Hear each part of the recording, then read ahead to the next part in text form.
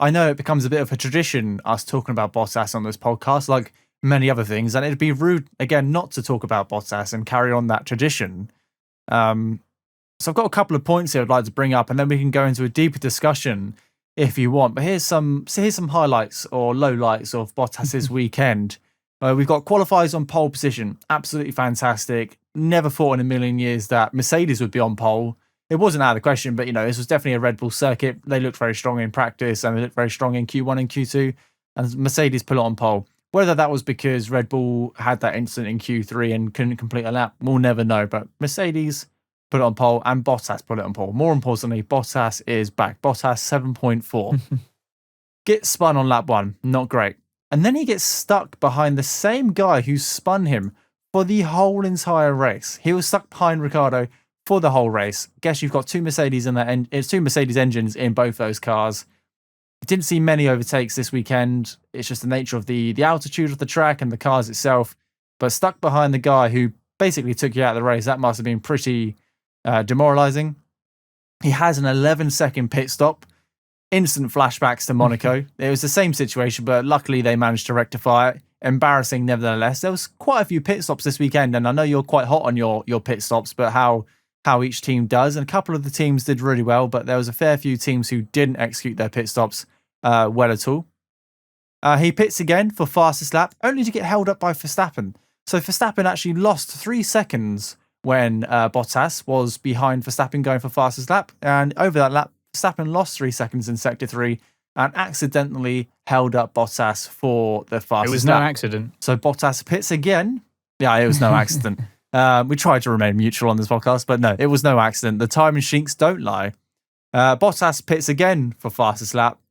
Gets the fastest lap, but doesn't get the point. Nature of the game, but managed to take away a point rather than gain a point. So he took away a point from Red Bull, which actually is the difference between Red Bull and Mercedes being tied in the constructors and Max leading by 20 points instead of 19 points. So worthwhile doing.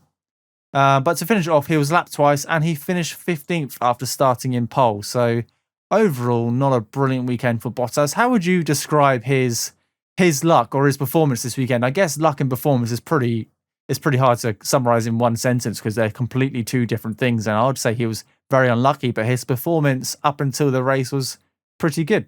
Yeah, it was definitely a surprise to see him on pole. A good surprise. Yeah, it was a pleasant surprise in that we got the unexpected, I suppose. But Bottas's performance was, like you've said, a mixture of bad luck and also struggling behind Ricciardo. And he was in some clear air at one point, but didn't seem to make any headway. And it wasn't really clear. It just didn't seem to be able to make any advances on Ricciardo at all. It never really got close enough to make a serious move done. And Ricciardo had damage as well, because he obviously had to replace his wing, but he had damage too, because at the end of the race, when Ricciardo was on the radio, his engineer said to him, we had some damage to this as well, so that's a good result considering the issue that you had.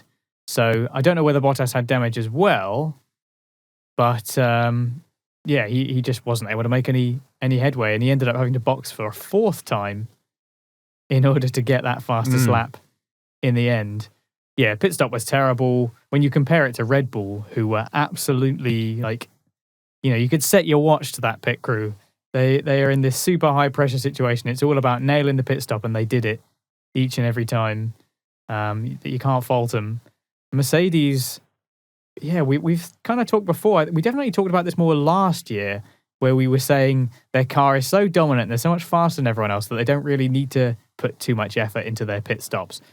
That now might be coming back to haunt them if that's the case, because they really seem to be struggling. This is the second time, like you say, that they've really had a proper howler involving threading part of the nut to get the wheel off. And you saw these huge sparks and flames coming off it as they were trying to get it off. It was quite an impressive sight, really, although not for Bottas, who was completely helpless. I think the whole time ended up being like 11 seconds or something like that.